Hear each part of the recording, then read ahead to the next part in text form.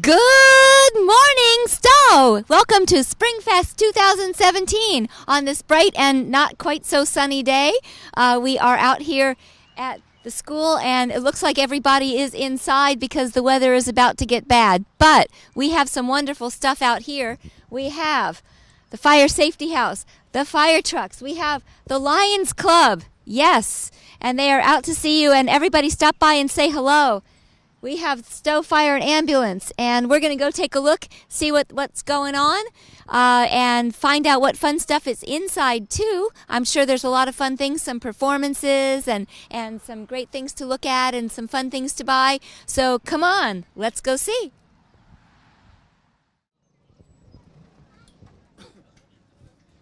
Can I sit in here? Sure. Okay, and then you can... Sure, you can sit right there.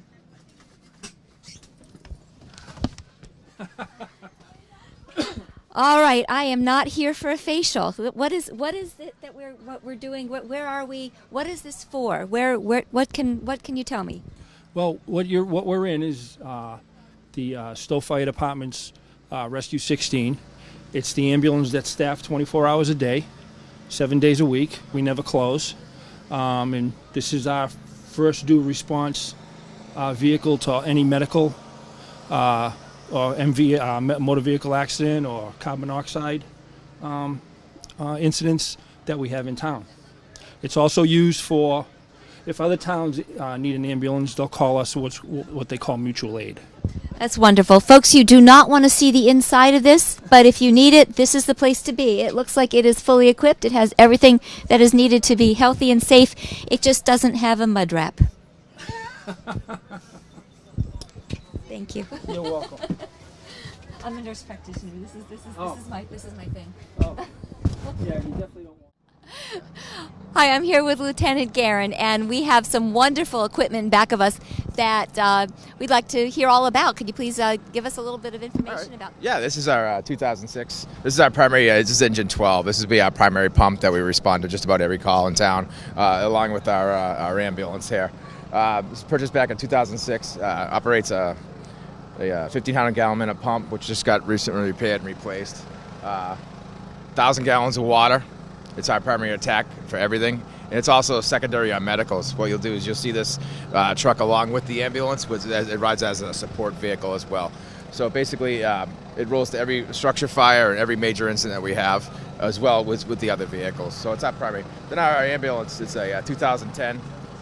We roll that on every medical, every lift assist, any kind of call for a medical aid, as well as ambulance mutual aid calls. We roll that. That's what we roll with that. Our forestry vehicle, that's a 2006 Ford. It was actually manufactured cab and chassis, but it got delivered and it was actually manufactured within the station itself, using some grant money and some recycled parts from other old apparatus. So we were able to really manufacture that truck, and it operates great.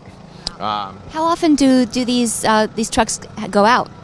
I'll go out. It depends on the volume of calls. The ambulance is on the average of 2 to 3 calls a day or a 24-hour period, along with the engine that backs it up. Depends on the call. Firefighters come and take the truck, or it depends on what kind of call there is, because we're backed up by our call fire department, which actually operates as a second truck that would come to be right behind it. We actually just recently purchased our new brush truck that replaced a 1992. This is a 2017 pickup truck. This right here is it also is a maintenance vehicle for the station. It plows, and it also provides a vehicle for the officers at night. And it will be a skid unit that goes in the back, so it would be a backup forestry vehicle for firefighting operations in the woods. That's wonderful. Yeah, thank you. So if you need to call 911, you may be seeing this gentleman. You might be seeing 911 for just about every emergency we have. Unless it's a business call or a non-emergent, then you can notify us via the business line. Any kind of emergency, we always tell you 911. In case there's someone not in the fire station or another call, there'll always be someone in the police department answering the call in the 911 center. 911 is a very important number. We utilize it. It's the start of every operation that we do, so it's very important. Okay. Thank you very much. You're welcome. Appreciate it. Pleasure meeting you. Christina. Okay. Christina from the Fire Safety House is going to tell us a little bit about what's going on here. Looks like a lot of fun and some good education. Yep, we have our table of all of our fire prevention stuff that we work with the community in Stowe. The trailer here tells the kids what all kinds of different fire hazards are and what they can do to help around the house to prevent fires, and also to go home and try to figure out a very good plan to get out of their house if something were to ever happen. We do multiple events during the year with all of our safe stuff, and we get grants from the government, so that helps. Okay, great. Thank you. We're going to take a peek inside, see what's going on. Sounds good. Thank you. Has 3 feet of space. So this is 3 feet. So we'll take our space here, put it there. It's 3 feet from my bed. Trash over there. It's 3 feet from the trash. Right? So nothing's around there that can catch on fire. Okay? Can we climb out the window? We can't climb out the window. But There are little. That's what he would do if there was a fire. big enough, small enough. Yeah. Okay? Just right there. Could we do that? Come on out. Okay, I'll meet you outside, Tater. I'm not. Okay. Hey, Maya's phone. Hi, Tater. Hey. Yep. There you go. Yeah, if you go right there, I'll be right over there. There you go. Oh, here's your puppy. There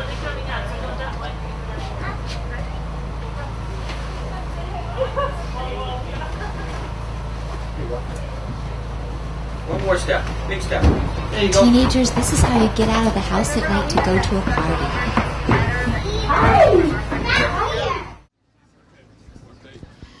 All right, this is a great booth. We are supposed to have a bad storm tonight, and I hope you guys are prepared. If you're not, come to this booth. There's a lot of good information, lots of good stuff. What are we seeing here? Well, what we're seeing on this side largely is information about what to do to take care of your pets, because that is going to be a concern. It's been shown in disasters such as down in New Orleans, where they had the hurricane, that many people would not leave their homes for a shelter because they wanted to stay with their animals, which is totally understandable.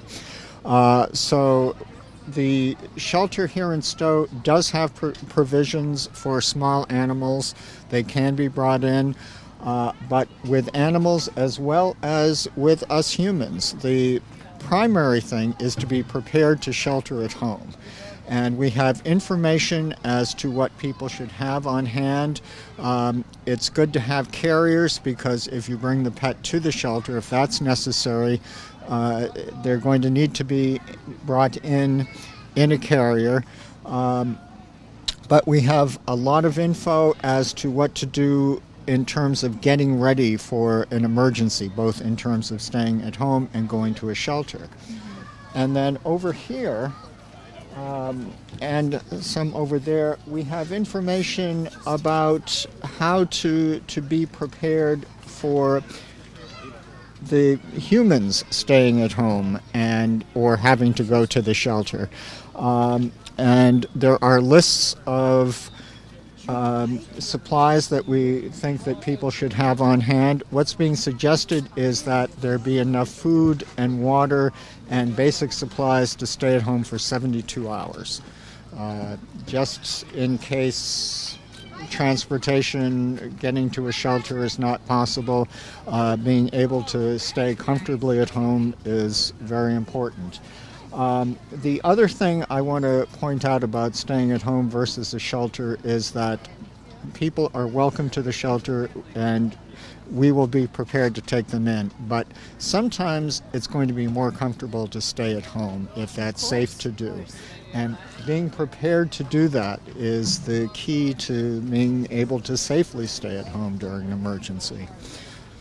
Preparation. Preparation. Preparation is all important. We never think these things are going to happen, and they may not. But if they do, you don't have a chance after the fact to get ready for it. Okay, I have one last question, and it has to do with something over here. Yes. What? You just don't know what's going to happen. Many people see this and are interested in it and say the same thing. What? So the take-home message is, if you're ready for a zombie apocalypse, you're ready for any emergency. That's it. That is it. If you're prepared for the worst, the rest is there you go. Going to be much more smooth. Thank you. You're welcome. Okay, here comes the speed demon train. Uh-oh. Hi!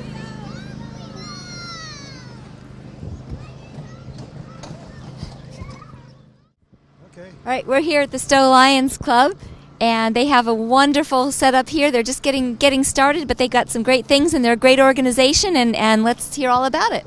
Well, the Stowe Lions are glad to participate in the Stowe SpringFest, and we usually try to provide lunch for people who are just enjoying the day, and the sun should be out any minute now. Yeah, we offer hot dogs, sausage, French fries, hamburgers, and just to help people enjoy the day. And the proceeds from the Lions go to help a lot of the charities within Stowe and beyond. We've got a tradition of supporting eyesight and also extending into diabetes and other worthwhile charities. Great, thank you. The Lions Club does a lot of good work, guys, and keep an eye out for their activities, and definitely go to their events. They put on wonderful shows, and they're a great cause. Great, have a good day, guys. Thank you. Okay, hi, we're here with John and Susan, and they're going to tell us a little bit about Warm Hearts of Stowe, and maybe they will make it warmer today. We got one more here too. Come on, Tara. Warm Hearts of Stowe is celebrating 10 years of service to the community. We started back in the fall of 2007 when Sylvia Estabrook and Vivian Dean retired. They had been doing Val's Project for, gosh, who knows how many years, forever. And so Louise Peacock, with the help of a few of us, started up Warm Hearts, and it's been 10 years. Here we are. That's another one over there. And there's another one of our group, our board member, Tara. We help families in Stowe who are struggling financially, families and seniors, and we've expanded our program offering over the years. We started out with just a few programs, and now we've got, gosh, lots of different programs. Our next venture will be summer camp for kids, and that will be followed by back to school supplies. We do, all kinds of dinners and so forth as well. Is there some a phone number that people can reach you at? Are you talking about people who need help? Well, people who need help, people who'd like to have their kids go to the summer camp. Well, they have to. It's only for our clients. Our programs are only for our clients. But if there's someone in Stowe who needs help, yes, they can absolutely contact us. Our phone number is 978-793-3031. Great, thank you so much. That's wonderful. And folks, come on down and get a piece of cake and talk to these wonderful folks about their program. If you know someone who will benefit, please let them know and call the number that she just said if you need. Thank you. Thanks so much. Okay. Thank you. Am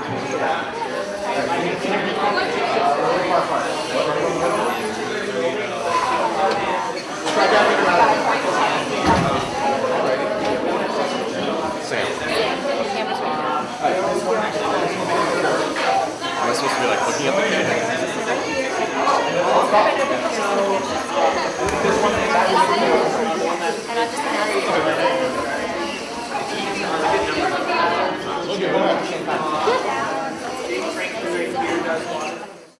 Hi, I'm here with Sam, and we have a lot of robots here. Looks like some fun stuff going on. Some kids are playing with them. They are playing with the robots, building robots. Did you build this robot? Yes, we did. Both of these robots are from our past seasons. This one is from last year's season, and this one right here is from this year's season. We are given 6 weeks to design and build the robot completely from scratch for a game that they release to us. We have no clue what the game will be until they actually release it, and then we have 6 weeks to do absolutely everything, and it's a massive undertaking to actually get through. Wow. Now, what group are you with? I'm with fabrication, so I don't design the robot itself, but I tend to spend most of the time building it. I'll make the parts, we mill them in our machine shop, and I'll actually put the robot together. Wow. How big is this group? Well, the group itself is pretty large. I'd say that there's maybe 20 or 30 kids total, but for the number of people who are showing up consistently, it's probably more like 10 or so. And we have some pretty late nights, and then the group gets even smaller. Okay, for those kids who are looking at this and they say, wow, I want to do this, how do they get involved? Well, the easiest way to get involved is if you're starting in Hale, then you get involved with Hale Robotics. That's how I started. In my 6th grade, that's when the Hale Robotics team started. And once you come up to Neshoba, you just come to the first meeting for robotics. It's on the announcements. They'll make it very clear. There will probably be a bunch of kids. Mr. Fortiani, our head mentor, will tell you all about the team, and you just sign up. Wonderful. Thank you very much. It's fun. All right, we have the Lego contest here. It looks like some very, very cool and interesting and creative pieces. They're going to have a prize for the best one, I suspect, since there's a contest registration. And it looks like there have been a lot of great Lego creations put in here. Wow. Didn't know you could do all this with Legos.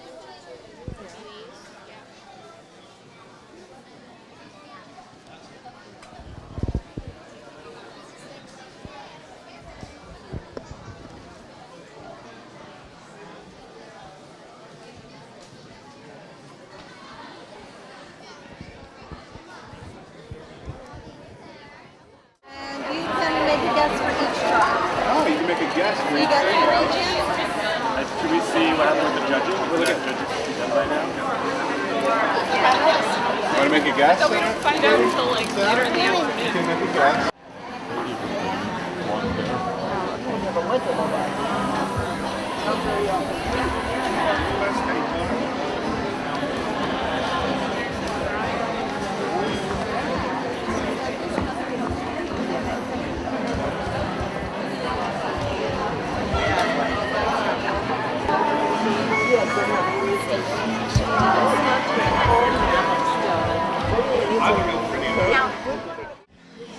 Anyway, what do we have here? We have the 2016 the PAST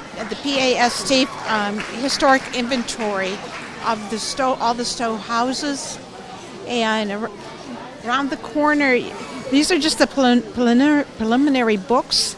We have actually, I think, 7 binders full that we're still putting together, and we hope to have a big, like a special evening. We should actually have Dot talking, but she doesn't want to do that. So these are the newest ones telling updates about all the historic houses in town, and we have loads of them. That's wonderful. I know you have quite a few houses. This is a very historic town. And then as we go down further, we have what we did is we have Let's walk down and see. We have in front of them.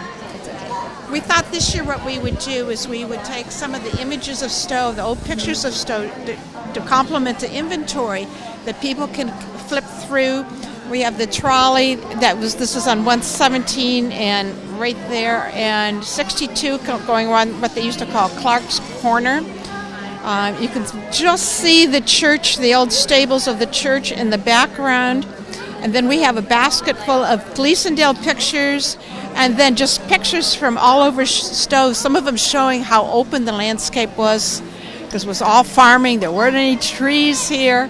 Wow. Because it was all a farming community. We'll take a peek at some of them. Here, and you just choose the one, just a few. Let's see some of these wonderful pictures. Yeah, we have. This is the picture of the Barton Beetle house down near its Honey Pot area. We also have I was trying to find the bigger one. We have a number of pictures of the train station down at Whitman Corner, Lake Boone, showing the train coming in. This is the Sudbury Bridge, or Sudbury Road Bridge. This is from, there we go.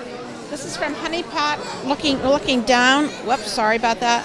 And you can see, not only, it's what's wonderful, you can see the glacial effects on the fields and how they had to work around their orchards and their farms around the rocks the glaciers left. But notice the landscape, how open it was. This is probably 1900, pre-1900, this picture. All right. Okay. This is really very interesting. We have just absolutely wonderful pictures. Folks, come down and see a little bit more about the town as it used to be. There's some very fascinating parts to it. You might even find where you live. Thank you. Can we tape you for just a second? Can you tell us a little bit about what you're doing and a little bit about the quilt that you're working on? Okay. This is Dorothy, and she is working on a very, very interesting, intricate quilt that looks like it's antique. Can you tell us a bit about it? It is. It's an old family quilt. The pattern is ocean waves, and I'm repairing it. Where certain fabrics were used, it has shredded, and so I'm replacing some of the triangles with fabric that looks old. You can see the pattern. It's beautiful.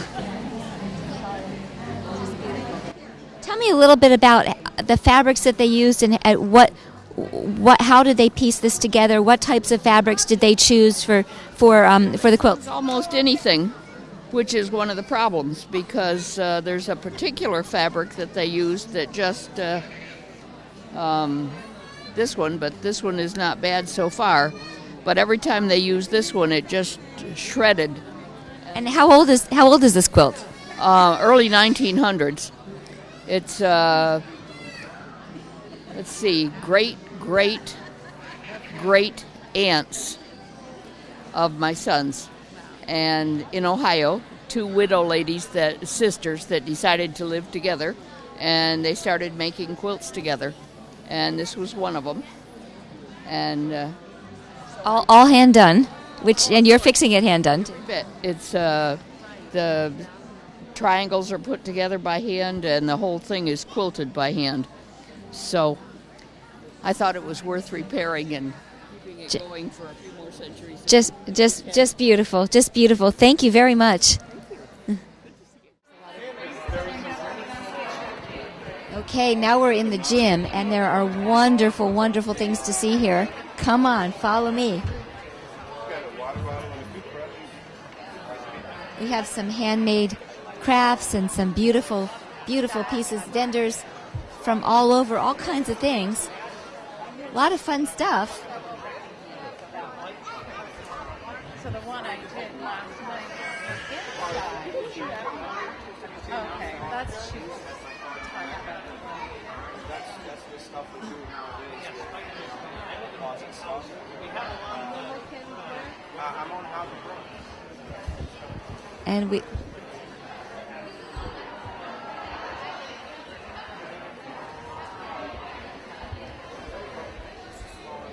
What type of candles do you have?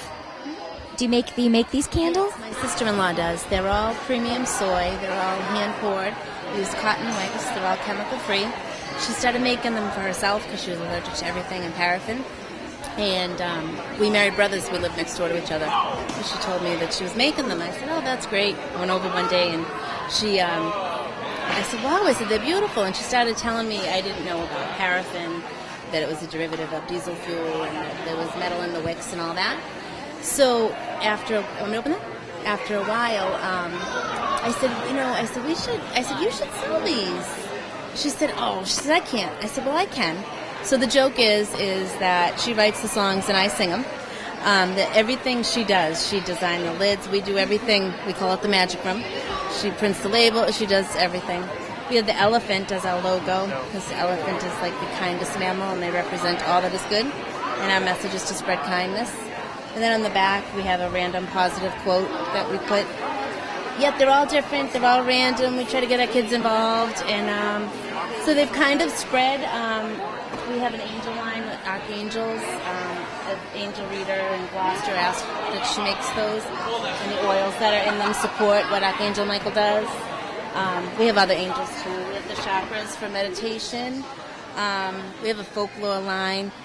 The Hope Candle, which is here, this was made for, we're from Billerica, and it was made for Billerica Substance Abuse Coalition, because it's mint and pineapple, and mint helps you bring you inward to your soul, and pineapple to light and guide your way. So we gave money towards education and awareness for that, so we're both very passionate about that. What's the name of your company? Awaken Candles. Awaken Candles. The website is being redone, and it will be launched on June 1st. Very nice. Thank you so much. They're wonderful. Thank you so much. I shall take one. We are here at the Democratic Town Committee booth, and they're giving away free books. So anybody who is interested in one of the books, they just have to come put the number of the book they're interested in and their name and their contact information, and at the end of the day we're going to draw, and if you're interested in all three books, you put in 3 slips and have 3 choices. Very nice. Come on down, guys.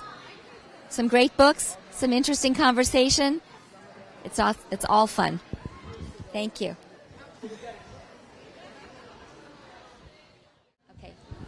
I'm here with Greg and Jean, and they're with Habitat for Humanity, and it looks like you are planning to build a house, or you have some plans here? Plans for a house on the corner of Pine Point Road and Sudbury Road, and we're proceeding with engineering, and ideally we'll get it permitted over the summer and then begin work in September. And when? Oh, September. And how do people get involved in Habitat for Humanity? Tell us a little bit about what the organization does and how people can be with you. Well, you can sign up to help build the house and volunteer for a day doing sheetrock or ceilings or whatever. Or there's other roles that people can play, helping select the families that are going to move in, or helping the families, once they've moved in, make sure that they're being responsible homeowners. So there's a variety of roles. How long will it take to build this house? Well, ideally, if we start in September, it'll be done the following September. Very nice, very nice. So people can come volunteer for what they feel comfortable with. They obviously you teach them how to do portions. There are people there who are very well versed in what they do. As a construction manager on site at all times, he'll give people instructions on how to do something if they're not familiar with it, and it's a great day out.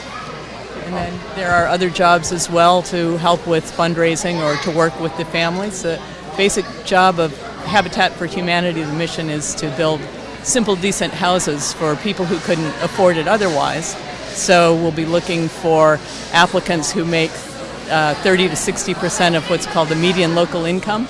And then we'll work with them to be sure they can afford the house, and they will put in sweat equity and help build the house too. Wonderful. Wonderful. Hey, folks, come on down and take a look. May I try the hat on? Okay. So. Looks good. Come on down. Great organization, wonderful activity. Get involved, do something for your community and for some people who deserve it and need it. And sounds like it would be a lot of fun. Good learning experience, too, for a lot of reasons, on a lot of different levels. Good deal.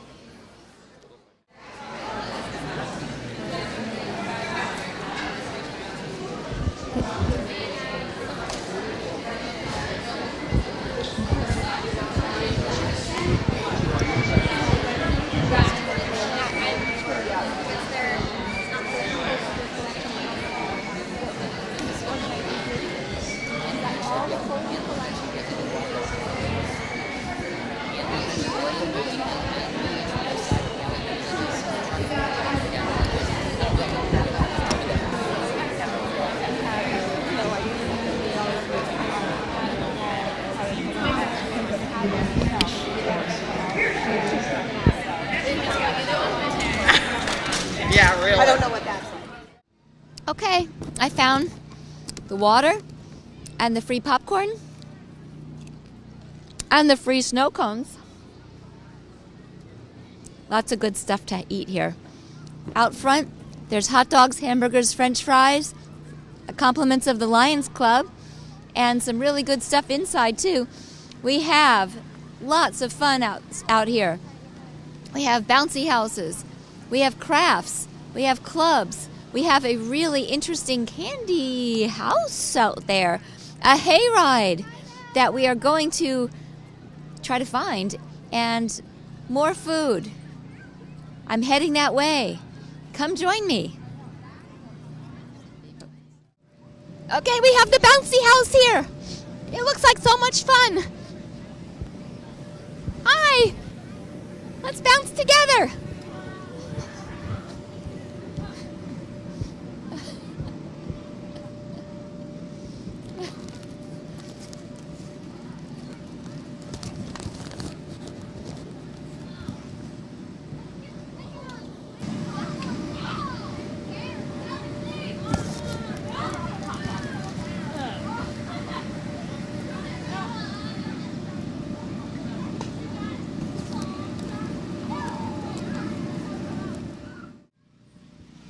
All right, I'm here at the booth for the Stowaway Golf Course, and it looks like they are teaching kids how to play golf.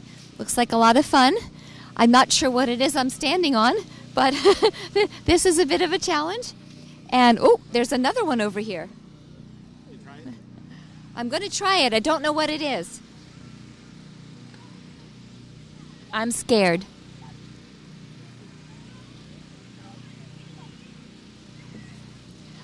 Okay, I'm done.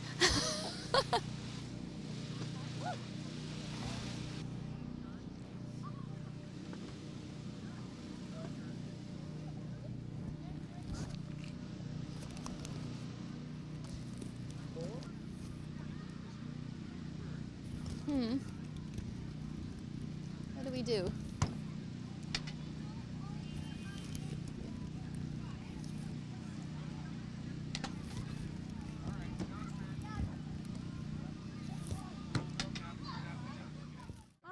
Hi there. Hi, we're here with Stowe TV, and we want to find out what you're doing. It looks like you are teaching calligraphy, or Well, just this is the school table. So this has many school books that they might have used in colonial days, and we do let people try writing with a quilt pen, which is fairly challenging. Is it? Can I try? Yeah, sure you can try. Okay. I'm a lefty. It's gonna be messy. Well, I'm sorry you can't write with your left hand in colonial days. I know, I'll have ink all over me. I'm not even gonna try. So the quilt pen, the interesting thing about a quilt pen is that when you cut it, you put a little slit in that slit brings the ink down to the tip of the pen so that it lets it flow down, but you're always going to run out, so you have to re-dip the pen. And if you look at documents from the colonial period, like the Declaration or the Constitution, you will see that pattern, that it starts to fade and then it gets dark all of a sudden, and of course they re-dip the pen. We didn't know that. So some of the school books, the first school book that children would use is a horn book, which would be covered with a thin sheet of cow's horn or something to protect the paper, which was very expensive. So you would typically have the alphabet, which children would learn, and then you would have syllables. And since the Puritan was a pretty strictly Christian society, they would usually include the Lord's Prayer because children would already be familiar with it. And so it was easier to learn to read something that you already knew what it was supposed to say. So that was very helpful. And they would move on to the New England Primer in the town school. Schools, they required towns to start schools as early as 1647, I believe it was.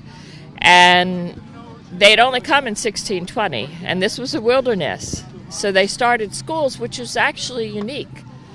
that every child should get to go to school. So a book that came out in 1689, I believe, was the New England Primer. It was used for over 150 years. And if you look at it, they wouldn't be using it in our public schools today because, again, it was very religious in nature. And which was not a problem then because it was pretty much everybody practiced the same religion. But this book was famous for its little woodcuts. Can you see the little woodcuts, Lou? And they don't look all that great to us today, but there was never pictures in books. This is one of the first books to have pictures in it. So that was pretty exciting, actually. Okay, I can see but that. These were woodcut pictures, so it was really hard. What came out in around 1730 was copper engraving, and that allowed you to put a lot better pictures in books. So you can have big difference. Yeah, big difference, isn't it? Yeah. Nice. And so this is a reproduction of a 1740 copybook. So the writing master would give a student a page, and the student would copy it. And if the student did a good job, the writing master would draw a little picture at the top of his page. That was your 18th century stickers. So this book might be used in our writing schools, which were strictly for boys who were going into business. And I will not ask about the girls. Well, girls did not receive as much formal education as boys did in the 18th century, but things were starting to improve. After rich girls of rich families always would learn to write, but before about 1750, not that many other girls would learn to write. But after that, there was a little more leisure time. You know, there was no longer a wilderness. Yeah. Okay. And so more girls actually were starting to learn to write. You can see advertisements in the papers for writing masters that would want to teach young gentlewomen to write. So more girls. And it actually accelerated after the Revolution because they recognized that the girls were going to be the mothers of the boys that would become the backbone of our new republic. So we wanted the girls to be better educated. That makes sense. Yes. And now we have women presidential candidates. That's right. One of these days we're going to have a woman president, right? Yes, we will. Thank you very much. You're welcome. It looks like we have some other wonderful crafts here too. We have some weaving. Oh, this is weaving. We have candle making. Candle dipping. Candle dipping. Which looks like you need quite a bit of patience. But you're what? It only takes to make a candle. It only takes about 10 minutes. That's it. Yeah. It takes 10 minutes to make a candle. And even then, it's a pretty rote task. You don't have to pay too much attention to it. But you dip it in, and the first dip is always a little tougher. Oh, if you could repeat that. So you dip it in, and the first dip is tough. And you have to, in between, you want to dip it into the water. To cool it off. To cool it off. Otherwise, you just keep dipping, and the wax just... Okay, folks, so did you know that when you go to the store and buy a candle, this is how it originated? This is how it starts, if you did it back in the day. They did have molds that they would use molds for, and they also would have a big tub, and they would have a little contraction, looks like the spokes of an umbrella, where they would put wicks on, and then they could dip the whole thing at once. So that you could do kind of a little mass production there. It's mass production. Thank you. I bet you guys are the warmest ones out here. Well, he is. The rest of us are cold. It's chilly here today, but still worth coming out. Come join us. Thank you.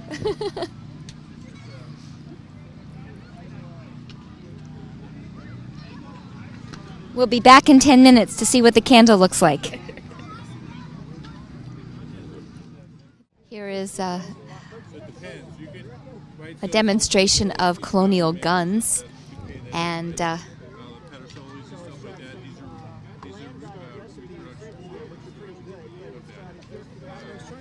very different from modern day guns. Oh, yeah, there's a hike. Civilians come with this bike. Oh, yeah. I always just sit and wonder who tried it, what made them think it worked, how many things did they go through. Smile, you're on candid camera. Hi, how are you? I'm Robin. Nice to meet you. And we are filming for Stowe TV. Hi, Stowe TV. Tell us a little bit about what you have here. So we have a selection of different muskets here, American, British, and French guns. I'm a personal favorite of the French guns. They were considered a little higher technology in the day. The British were the world's superpower, so they standardized their design so that a soldier going anywhere in the world could get parts, right? But the French were into kind of continual improvement, and you can see that in some of their designs. For instance, in this gun here, you can see that they moved the spring from this side to this side, and the reason why is because if I was holding this gun like this, sometimes my fingers would be hitting that spring, and then that band would move around. They would go from steel pans to brass pans. The stock would change from what's called a cow's foot stock into a shaped stock. There was a lot of sayings that come from the guns. What's the three parts that make a gun? The lock, stock, and barrel, right? Okay, so you might, and also sometimes you would fire it and only the powder here would go off, but not the main charge. That was called a flash in the pan, right? These were very inaccurate weapons, so when you fired at somebody, you weren't guaranteed to hit your target. That was called taking a long shot, okay? We're learning a lot about. Yes, there's a lot of good stuff from the day of the gun. Wow, of course, the gun was, it was a tool. It was your self-defense. It was a meal sometimes, and of course, in the Revolutionary War, it's how we won our independence. So. Very nice. Thank you very much. You're welcome. Have a great day. You too.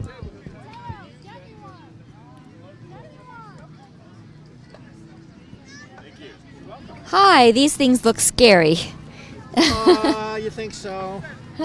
This gets recorded and taped every year. We're doing it again. All right. So this is, this is specifically a surgeon's toolkit. Surgery being the treatment of injury as opposed to illness. This would be a medicine kit, and that's some of the medicines, medicine. And of course my leeches and my bleeding bowl. These are the leeches? Yeah, one of the ways for treating certain kinds of illnesses. Leeches, of course. There aren't real leeches in there, are there? Oh, no. Just enough to make people look twice. I looked 3 times. Yeah, the way they thought people got sick back then was that something in your body was out of balance. Either you had too much or too little. And one of the fluids they thought that could get out of balance was blood. So for certain kinds of sicknesses, or like a fever, they thought was caused by an excess of blood. And so they would try and take some blood out either by leeches or by opening up a vein and letting blood flow into a bowl. And these look like surgical. These are surgical tools, yeah, which are the treatments for surgery were very effective. The tools were very good. They had 2 major handicaps. One is they did not have very good ways of controlling pain. Ether was still 60 years away, so they had opium if they could get it, which is a pretty good painkiller, or alcohol, or else they would just give you something soft to put between your teeth and fight the pain by clenching your teeth without damaging them. And it's always fun. One of the soft things you could put between your teeth would be a lead musket ball.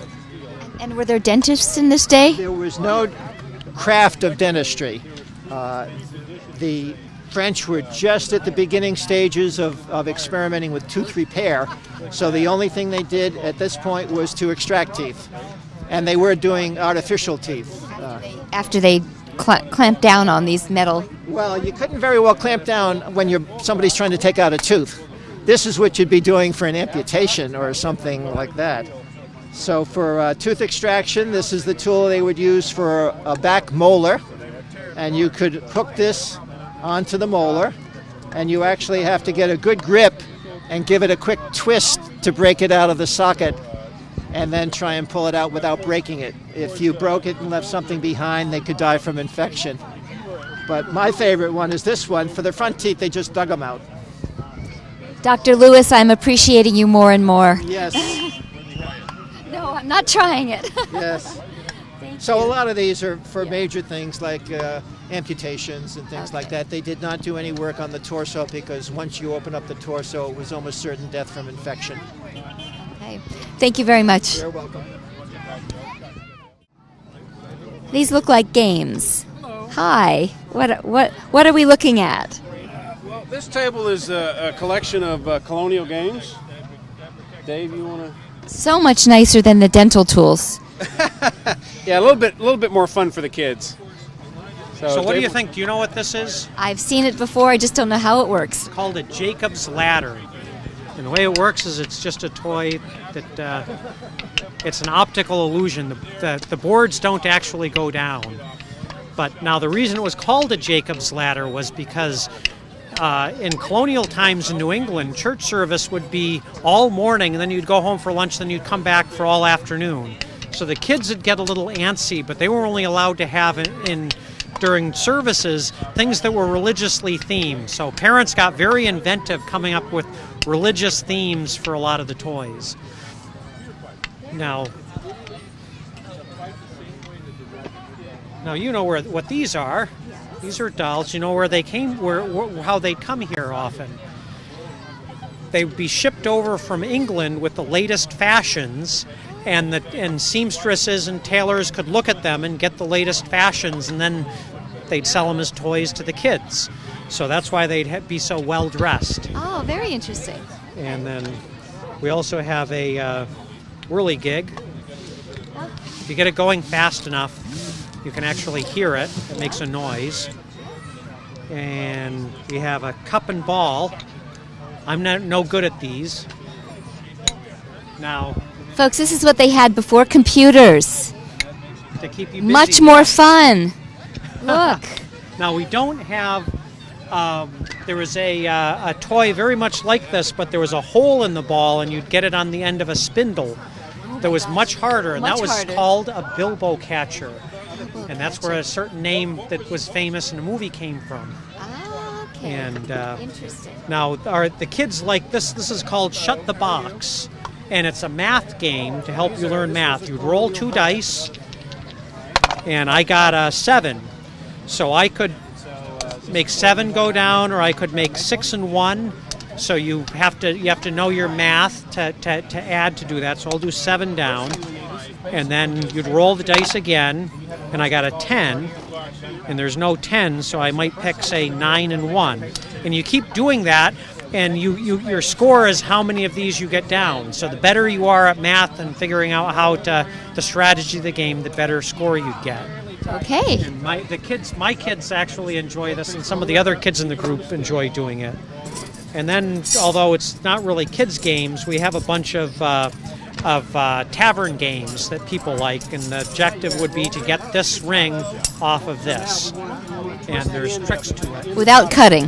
That's right. And it was a way to keep you in the tavern, give you something to do to keep you busy, so you'd spend more money. Got it. We have some real simple Very ones. clever. Whoop, this one's. So there's real simple ones that if you're I used to know how to do this. If you're clever, you can figure out. There we go. And they come apart and go back together. And we usually have a bunch of other toys. Oh, the kids are playing. The kids are playing with them.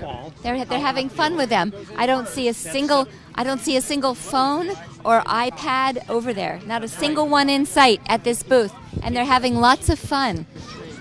That's right. We also sometimes have the Game of Graces, which is a hoop that usually they put streamers on, and you take 2 sticks and you just throw it back and forth. And the kids like playing that game. and you can make it at home out of old embroidery rings. Are the right thing. And we also, and I didn't bring mine, a big hoop that you use as a stick, and you just try to keep it going as long as you can. Sort of like kids like to keep a balloon up in the air. That's the same idea. Sounds like a lot of fun. Thank you very much. You're very welcome. And we have two young ladies that are making musket. There you go. You got it in there really good. So what are you guys making? We are making musket bullets. Musket bullets. Musket cartridge, right? Yep. Yep. And that's pretty much it. And then they would put that in their cartridge box, and that's what they used. Very good. Good job. Very nice. And you made a candle too? Would you like to show us your candle? Beautiful. Beautiful. Well, this looks like a lot of fun. Did you see the toys next door right here? Oh, go check them out. They're great. I'm going in the candy shack now.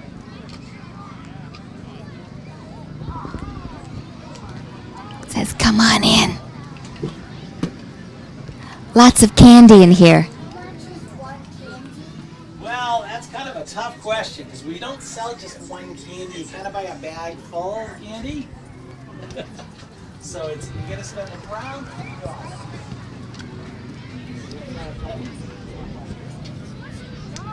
Dad.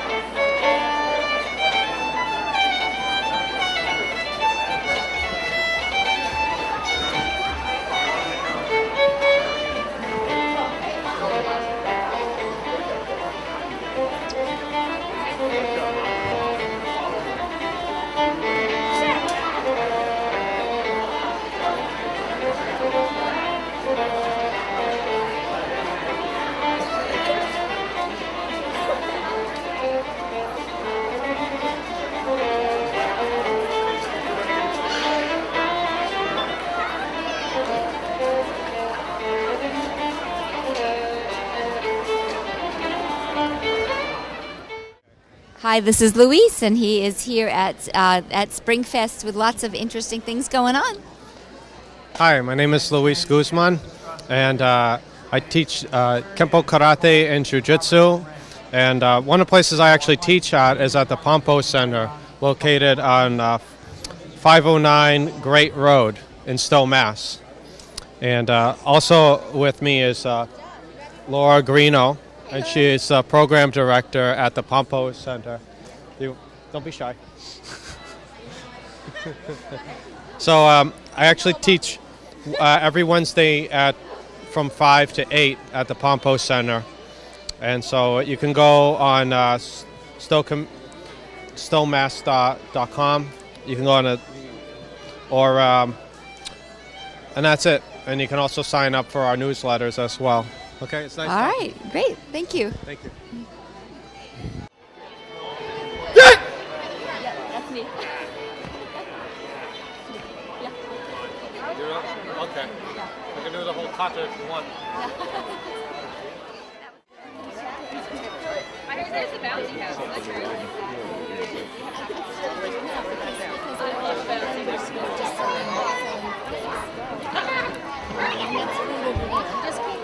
Here you go. You can have it. There's pizza. You want to camp stall this year, maybe? I think we're done.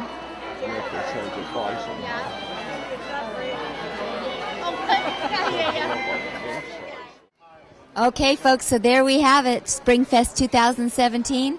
We've got lots going on, lots of people enjoying everything. It's a little chilly outside, so we have a lot of indoor activities. Seems that everybody's having fun doing something different and creative and unusual, finding some great things to buy and great things to find and great things to create. And hopefully you'll come and see us. Come enjoy Stowe TV. Come see the Lions Club, Habitat for Humanity, and all the great organizations that we have here today. Some great dancing and fun times with some great people from Stowe. See you next time.